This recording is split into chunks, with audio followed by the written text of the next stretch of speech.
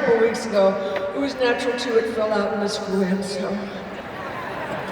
I don't know, I'm just looking.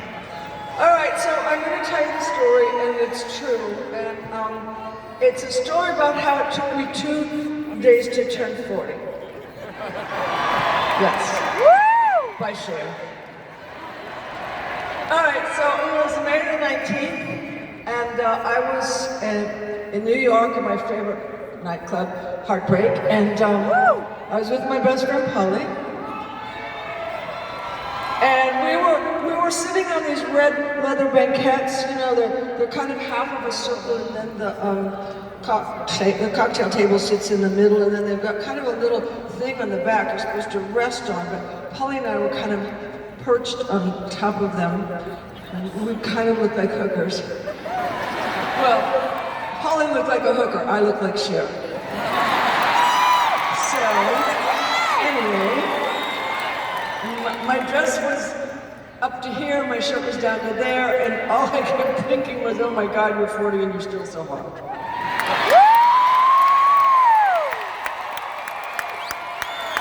Yeah. I was kind of a superficial 40.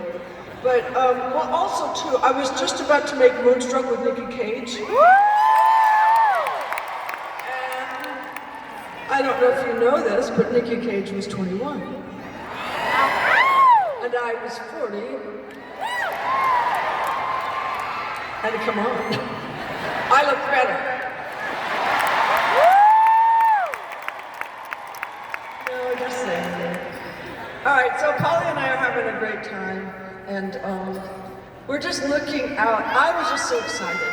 I was looking out, watching everybody dance and thinking, oh my God, this is so fabulous. And I haven't turned into a crinkly old prune and everything's fabulous. And then I was around and I thought, whoa, damn.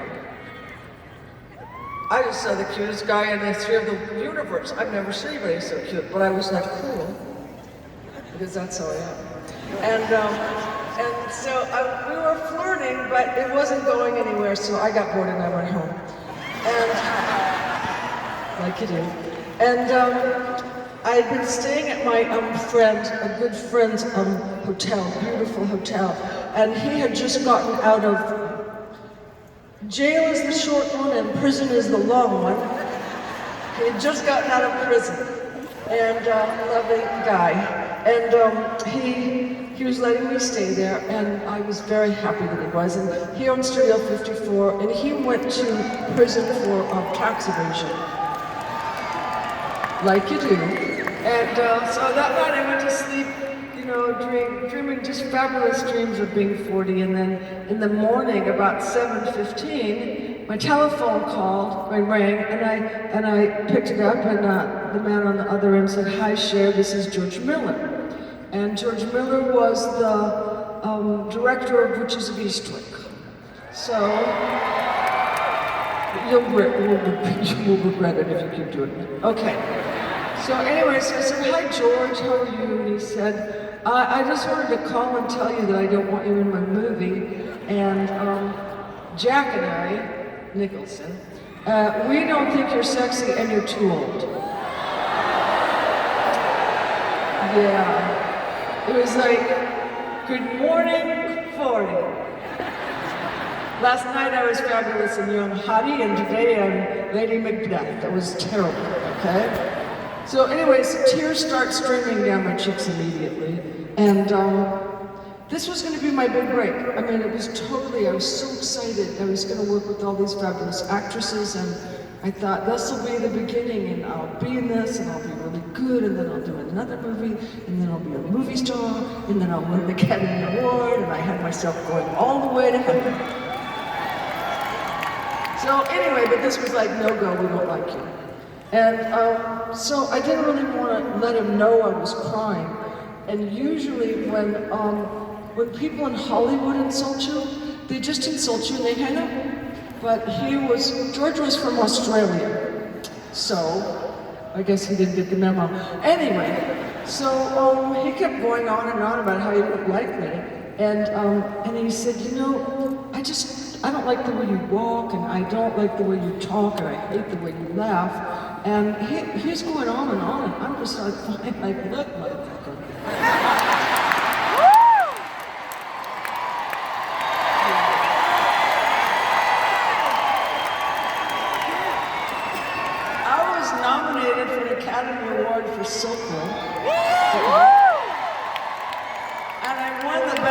actress at Cannes Film Festival for Mask. So, you know, you didn't find me under a rock. So it's like, here, click. And, you know, when Taurus gets angry. So, but the tears are still streaming down my cheeks, and I was trying to be brave, but I was just devastated. I was brokenhearted, and then as the tears kept streaming down my face, I just thought, oh my God, these are fabulous tears. These are the kind of tears you play for an actress. And then I thought, and then if you kind of look down like this, and the tears are streaming down your face, you kind of look like a Madonna. Can everyone see me look like a Madonna? And not the blonde one. Okay. So at that moment, my kids come in, and they're coming in, you know, like, happy birthday to you, happy birthday to you, happy birthday to you, Mom, happy birthday to you. And then it was like, Mom, you're crying, what's the matter? Mom, it's your birthday and you're crying, what is the matter? So it was like, okay, all right, so let me explain this. So sometimes when women, young women, are very, very excited and they're emotional and they don't know what to do because it's overwhelming, and sometimes they're so happy that they just cry. And they went, oh, okay. And I thought, all right, here, go along, let's come back later and eat the cake when it's not 7:15. All right, so, I have to go here because I forgot something. All right, you know, I was telling you about my friend who got out of prison and letting me stay at his hotel. I owed him $28,000 and I didn't have it. Like you do. All right. Here's my one more ingredient that I have to put into this cake before we can bake it. This is a non sequitur, but just stay with me.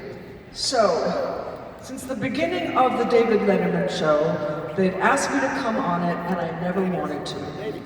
Now we have all of our ingredients. Okay, so 3 days before my birthday, the producer of David Letterman calls and said, how would you like to spend your birthday with Dave? And I went, oh my God, I would love to, for $28,000.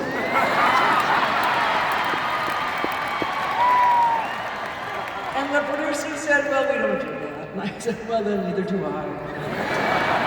So, hung up, and 20 minutes later, he said, oh, okay, we're gonna do it. And I was like, cha-ching. But while we were on the telephone, he said, you know, Cher, just out of curiosity, our show is like #1 in the nighttime ratings, and why haven't you ever wanted to come on?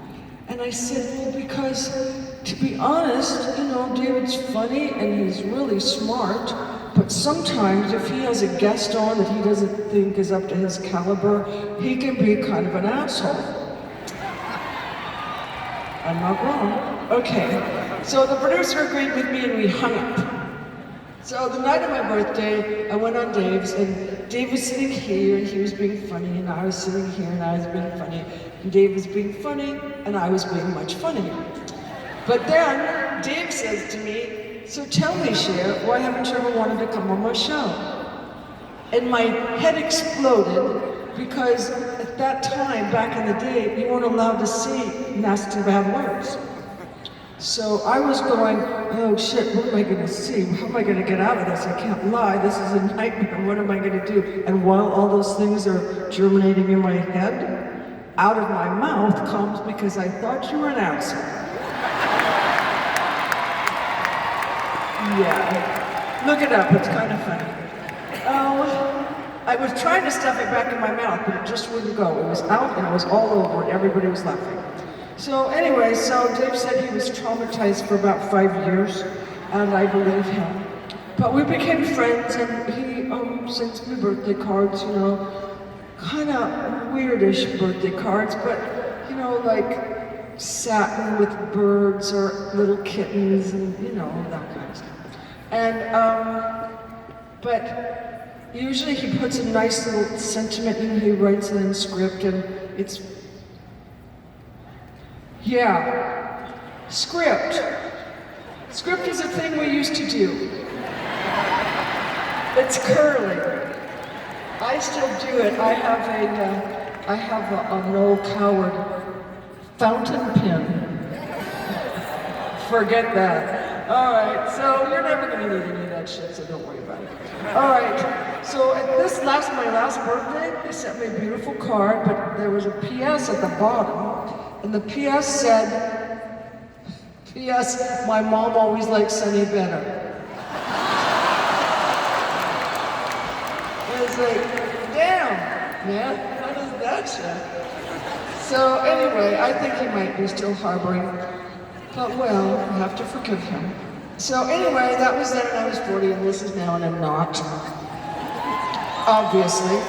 And, but, you know, I hate to tell people my age because I'm not really that thrilled with it, but I usually do it because I want to talk to the women and tell them my feelings about life because I've lived quite a little bit of it. So, right.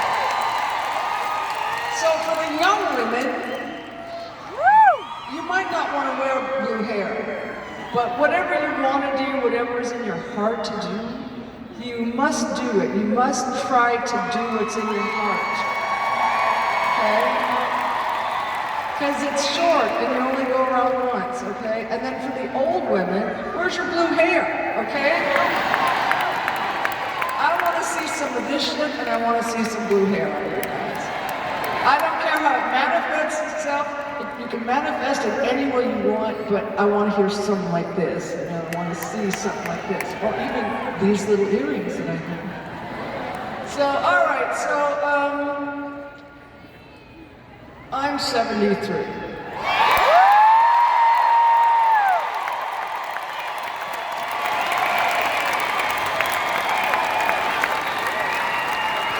It's frightening. It's frightening. I was just 40.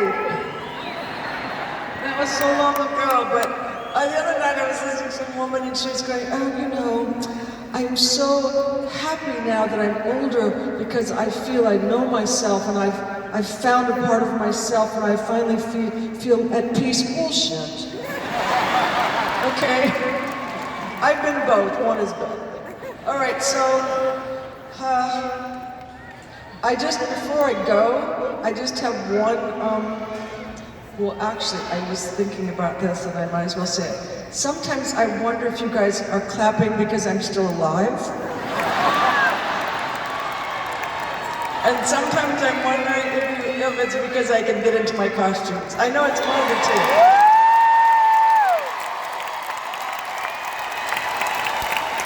And I'm sure some chick said to her boyfriend, come on, we're gonna go see on the Cher show. And he's gonna say, she's still alive? Well, I'm really alive, and so I'm going to start my extravaganza, but I have one thing to say before I go, and that is, what is your granny doing tonight?